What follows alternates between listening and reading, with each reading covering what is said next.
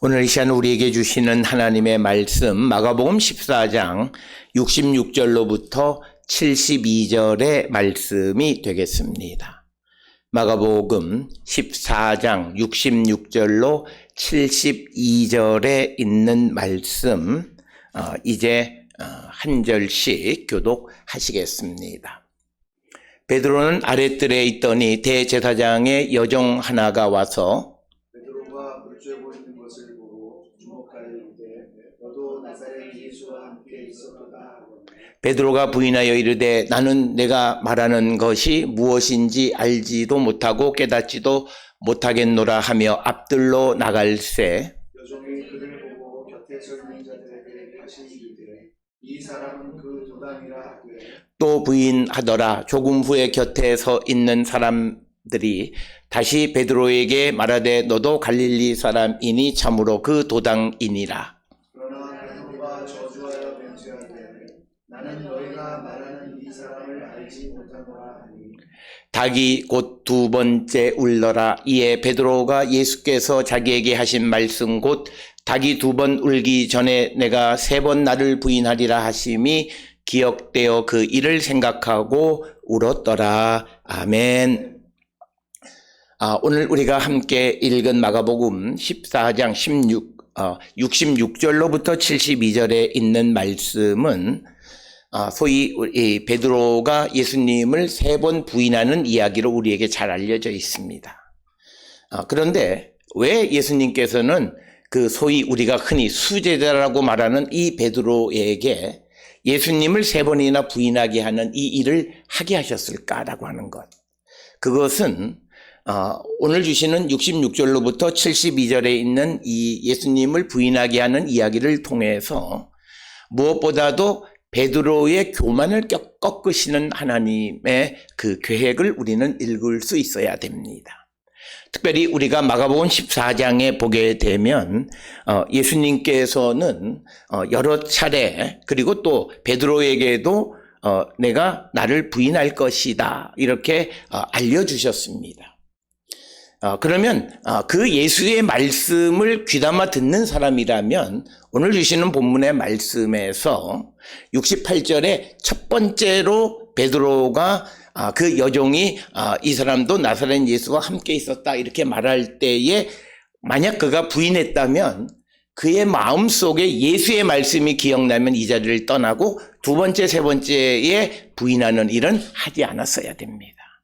그럼에도 불구하고 베드로나 예수의 제자들의 모습은 나는 예수님을 곁에서 섬기는 사람이다라고 하는 영적인 교만함이 대단했고 예수님이 여러 차례 마가복음 14장에서 마지막 만찬으로부터 이어지는 과정에서 제자들의 잘못을 지적했지만 그러나 아무도 듣는 사람이 없었습니다. 특히 예수님이 겟세마네에서 기도하실 때 깨어 기도하라고 말해도 듣지 않고 잠을 잤던 사람이에요. 그렇기 때문에 어쩌면 베드로는 육신의 연약함 때문에 자기에게 몰려오는 상황 속에서 어쩔 수 없이 자기 자신의 합리성을 주장하려다가 오히려 더 큰 수렁으로 빠져들고 결국 세 번이나 예수를 부인하게 됩니다. 오늘 주시는 이야기를 보면 이 여종이라고 하는 사람은 사회적 신분으로 보면 베드로 입장에서는 뭐 그렇게 겁나거나 두려워할 사람은 아니에요. 그런데 이 베드로가 진실된 삶을 살아가는 그런 삶의 자세였으면 여종이 이 사람도 나사렛 예수와 같이 있었다 그랬을 때 맞다 그러면 그만이에요. 그런데 맞다 그러면 이 예수가 지금 잡혀서 신문당하시고 하는 그런 상황 그리고 바로 앞전에 예수님을 신성모독으로 이제 사형에 처할 죄목으로 딱 결정을 해버리는 상황을 목격한 베드로가 이거 예수님과 함께 갔다가는 큰일 나겠다고 생각하니까 예수님을 부인하는 겁니다. 특히 베드로는 예수님이 네가 나를 세 번 부인하겠다고 말씀하셨을 때 뭐라 그러냐면 내가 죽을지언정 예수님을 부인하지 않겠다고 말했습니다. 그런데 예수님이 딱 잡히셔서 만약 내가 이 자리에서 나도 예수님과 같이 있었고 같은 도당이라고 하는 게 드러나게 되면 죽게 되어질 것 같으니까 바로 주님을 부인하는 겁니다.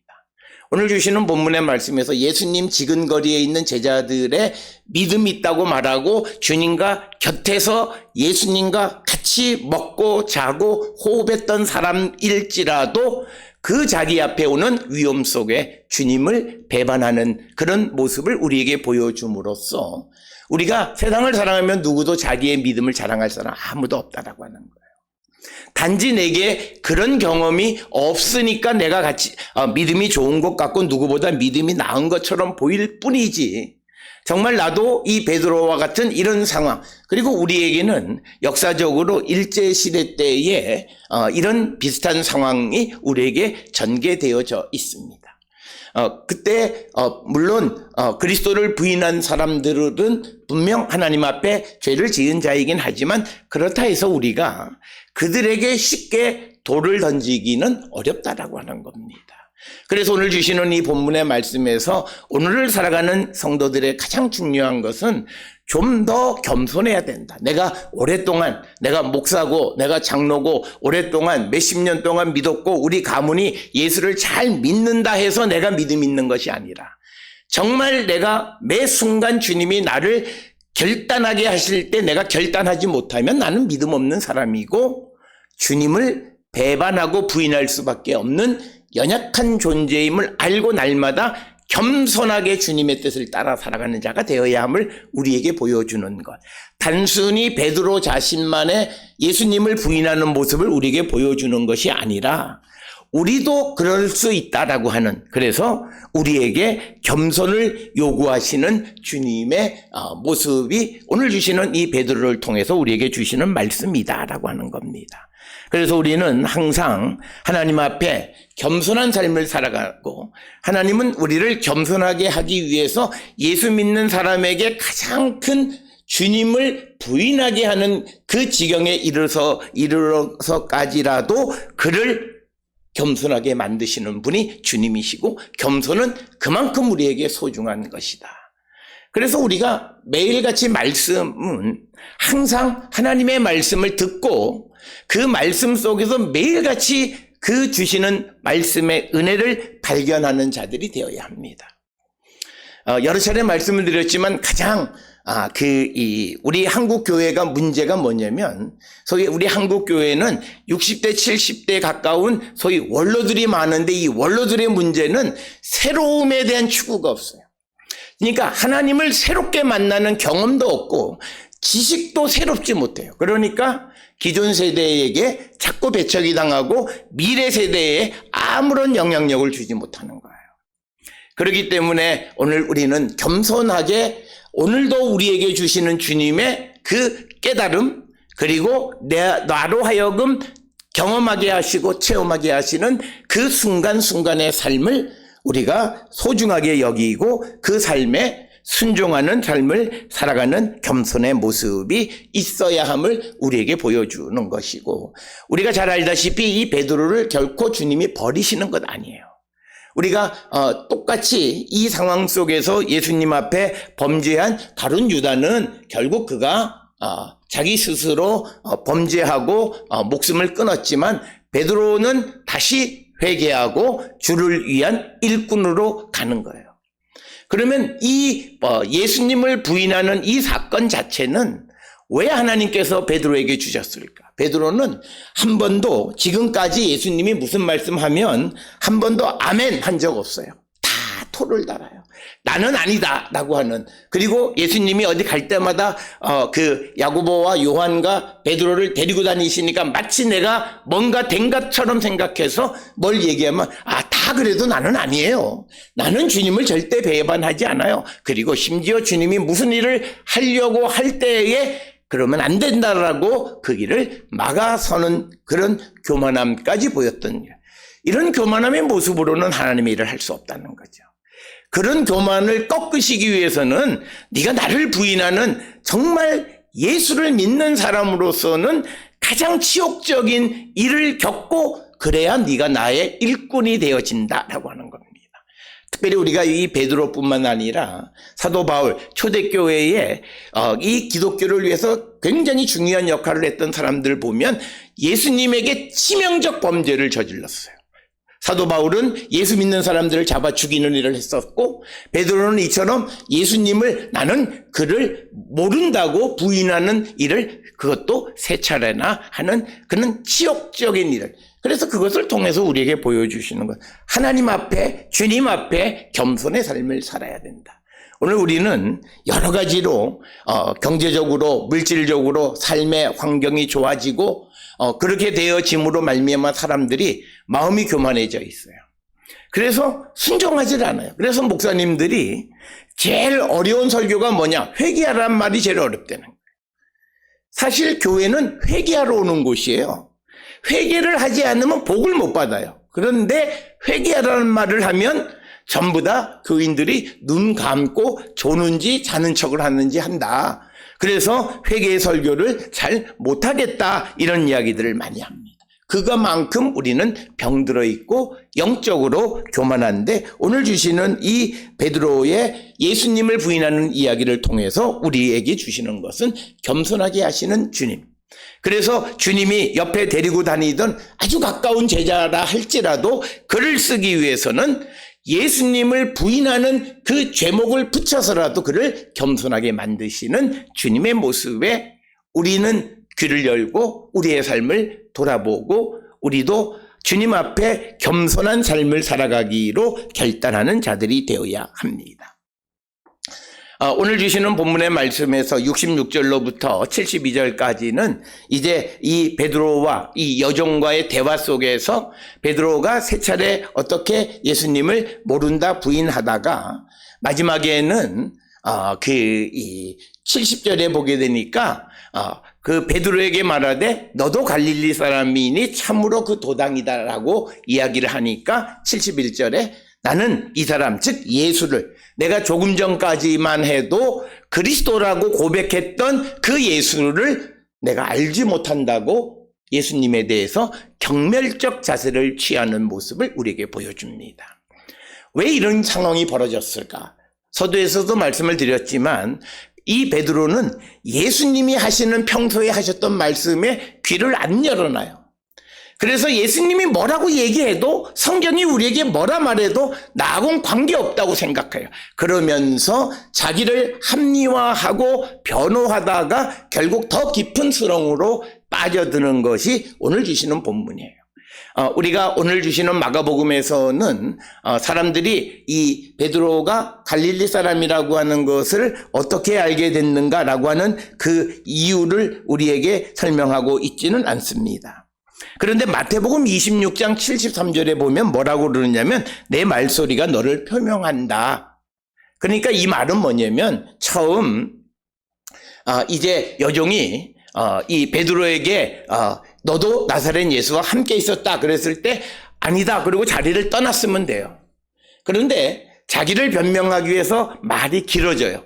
내가 하는 말이 무엇인지 알지도 못하고 깨닫지도 못하겠다고 자리를 앞들로 옮기는데 그 여종은 계속 쫓아가면서 말하기를 이 사람도 그 도당이다. 그러니까 또 부인한다가 그 여종이 또 다른 사람들에게 이 사람이 갈릴리 사람이다 그랬더니 다른 사람들이 말하기를 베드로에게 너도 갈릴리 사람이니 참으로 그 도당이다. 그랬더니 그가 저주하고 맹세해서 나는 이 사람을 알지 못하겠다고 말합니다. 자기의 잘못이 드러났고 그리고 예수께서 하신 말씀도 내가 예수의 말씀을 기억하면 예수님이 3번 부인한다고 그랬는데 내가 벌써 부인했네. 그러면 그 다음부터는 죄를 안 지으려고 해야 되는데 사람의 속성은 자기를 합리화해. 그러니까 베드로가 말이 길어져요. 그러니까 사람들이 너 말투 보니까 갈릴리 사람 맞네 이렇게 되는 거예요. 그러니까 이거는 소위 뼈박이, 우리가 속된 말로 뼈박이에요. 어떻게 할 수가 없어요. 그러니까 여태까지는 나 갈릴리 사람 아니야, 나 예수의 도당이 아니야 그렇게 그냥 했는데 자꾸 말을 많이 하면서 그 하게 됨으로 말미암아서 자기도 모르는 사이에 깊은 수렁으로 빠져들고, 우리가 아가페에서 나를 변호하려고 하는 말이 결국은 그것이 또 하나의 씨앗이 되어져서 더 큰 문제를 야기하는, 우리가 살아가는 삶의 환경에서 많이 볼 수 있고요. 그래서 우리가 어려운 일을 겪거나 억울한 일을 당할 때는요, 말을 많이 하면 안 돼요. 물론 해야 될 결정적인 이야기들은 해야 되겠지만, 그러나 말을 최소화해야지, 말을 장황하게 벌려놓으면 그것이 문제가 되고, 오늘 주시는 베드로는 그가 말을 많이 함으로 사람들이 억양을 딱 알아듣고, 너 갈릴리 사람 맞네, 이렇게 되어지는 거예요. 그러니까 우리로 이야기하면 우리가 너 예수를 아니야, 모른다, 아니 몰라, 그런 정도만 가지고는 이 사람이 경상도 사투리를 쓰는지 강원도 사투리를 쓰는지 또는 충청도 사투리는 잘 모르는데, 말이 점점 길어지고 억양을 듣게 되면 알게 되어지는 겁니다. 그래서 우리에게 보여주는 건 뭐냐면, 우리에게는 근본적으로 나의 옳고 그름을 아시는 분이 계세요. 주님이 계세요. 그래서 우리가 사람 앞에 내가 옳다, 물론 우리가 무슨 사법적인 일들의 재판이나 이런 과정 속에서는 필요할 수는 있지만, 그러나 사람과의 관계 속에서는 사람에게 내가 변명하거나 그 사람을 설득하려고 하는 것은 바람직한 일이 아니다라고 하는 거예요. 우리는 믿음 안에 있을 때는요, 하나님이 이끌어 가심을 우리가 기다리면서 그러면 하나님은 그 문제를 해결해 주시는 것이다라는 거예요. 또 하나 오늘 주시는 본문의 말씀에서 베드로의 문제가 뭐냐면, 자기가 여러 가지 어려운 가운데 처하게 됐습니다. 여정 때문에 자꾸 예수님과 같은 도당이다 이렇게 얘기를 해서 처음 부인했으면, 그 다음에 이 사람이 앞들로 나가는 게 아니라 아예 대제사장의 집에서 나가버렸으면 두 번째 이야기, 세 번째 이야기는 없습니다. 그러니까 뭐냐면 죄를 떠나지 못하는 거예요. 오늘 우리가 살고 있는 이 시대에도 사람들이 가끔 그래요. 내가 저러면 안 되는데, 내가 이러면 안 되는데, 고쳐야 되는데, 그러려면요, 내가 살아가는 삶의 환경을 확 뒤집어 버리지 않으면 안 돼요. 어쩌면 나로 하여금 자꾸 잘못된 일을 하고 잘못된 생각을 하게 하는 사람이 있으면 그 사람은 안 만나야 돼요. 우리는 말로는 내가 이러면 안 돼, 그렇게 얘기해요. 그런데 그 사람을 지속적으로 만나요. 그러면 내가 바뀔 수가 없어요. 왜? 타인의 수는 훨씬 더 많고 영향력이 강해요. 그러니까 오늘 주시는 베드로가 예수님을 부인한 첫 번째 부인에서 그가 그냥 대제사장의 집들의 아랫뜰에서 앞뜰로 나가는 것이 아니라 그 집 밖으로 나갔으면 더 이상의 부인은 되어지지 않습니다. 악의 자리는 떠나야 되는 거예요. 그래서 우리가 세상을 살아가는데 사람과의 만남이든 또는 내가 하는 일이든 그런 것들이요. 그래서 우리가 세상을 살아가면서요, 아무리 목구멍이 포도청이라도 자꾸 나쁜 짓 시키는 회사는 떠나야 내가 죄 짓지 않는 거예요. 먹고 살 수 있는 게 할 수 없어 그러면서 자기도 알건 모르건 서서히 금을 받게 되면 안 된다라고 하는 거예요. 오늘 우리가 살고 있는 이 시대에 우리가 직장 생활을 하는 것, 우리 사회가 아직 건강하지 못하다고 하는 것은, 직장 생활을 하는데 내가 원칙과 그냥 룰을 가지고 살아가는데 아무런 지장이 없으면 좋은데, 우리 사회가 아직 그런 사회는 아니다라는 거예요. 그런데 너무 과도하게 우리를 잘못된 길로 몰아가면 거기는 나와야 되는 거예요. 그렇지 않으면 자기도 모르는 사이에 그 악이 주는 편안함과 유익함 때문에 결국 우리는 죄를 짓게 되어진다라고 하는 겁니다. 그렇기 때문에 우리가 어떤 범죄하거나 내게 유용하지 않는 그것, 특히 나에게 부정적 결과, 영향을 끼치는 사람은 안 만나야 돼요. 우리가 검은 곳에 있으면 나도 검어진다라고 하는 금묵자흑이라는, 그러면 내가 검은 데 가까이 안 가야 돼요. 그 검은 데 있으면서 나 이러면 안 되는데, 그 말은 그냥 그거는 하는 말이지 그가 깨달은 사람은 아니다. 깨달음이란 행동으로 이어질 수 있어야 된다라고 하는 겁니다. 또 하나 오늘 주시는 이 베드로의 이야기는 우리에게 중요한 것이, 베드로가 처음, 두 번째, 세 번째 예수님에 대해서 부인하게 되어지면서도 하나님의 말씀을, 예수께서 하신 말씀을 기억하지 못했어요. 그런데 다 부인하고 난 다음에 72절에 그가 자기에게 하신 말씀, 곧 닭이 두 번 울기 전에 내가 세 번 나를 부인하리라 하심이 기억되어졌다라고 하는 거예요. 그러니까 이 말씀은 뭐냐면 하나님의 말씀이 지금 내게는 별로 영향을 못 미치는 경우도 있을 수 있어요. 그렇지만 그렇다 해서 그 말씀이 내게 효능이 없느냐? 그건 아니에요. 미래에 내가 알지 못하는 상황 속에서 나에게 유용함을 줄 수 있고 나를 깨닫게 할 수 있고, 그래서 이 깨달음이 베드로를 가룟 유다와는 다르게 생명의 회개로 가게 하는 결과를 낳는 겁니다.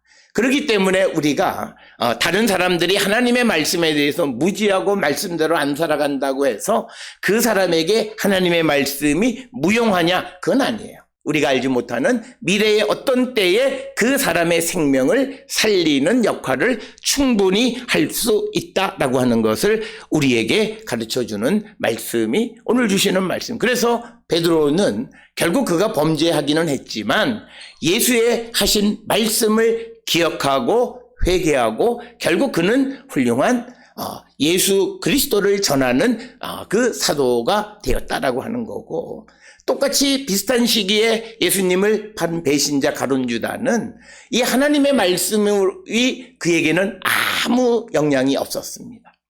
그래서 그는 내가 예수를 이렇게 팔면 안 되지, 그저 도덕적인 판단으로 말미암아 그는 결국 그가 자살을 하고 마는 것을 우리에게 보여주고 있습니다. 그래서 성도와 배신자, 즉 성도와 성도가 아닌 사람은 죄를 지어도 그 죄에 대한 처리의 방법은 아주 천지차이다라고 하는 것을 보여줍니다.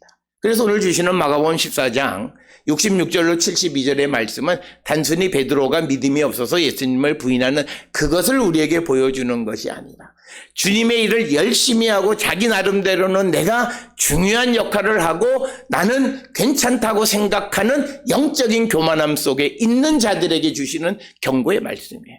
어쩌면 오늘 우리가 믿음이 있고 주를 위해서 열심히 일하는 사람들에게 주시는 하나님의 경고의 말씀일 수 있고, 우리는 좀 더 겸손한 삶을 살아가기를 결단하고 무엇보다도 주님의 말씀에 영향을 받고 말씀을 기억하고 말씀을 순종하는 그런 삶을 살아야 되고, 우리가 어떤 허물이 발견되어지면 허세 부리지 말고 겸손히 주님 앞에 가면 우리는 누구도 다 살 수 있습니다. 나를 변호하고 나를 변명하고 내가 그때는 이래서 이렇고 저래서 하고 말을 많이 하다 보면 오히려 그것이 더 큰 문제를 야기할 수 있다라고 하는 것을 우리에게 보여주는 것입니다.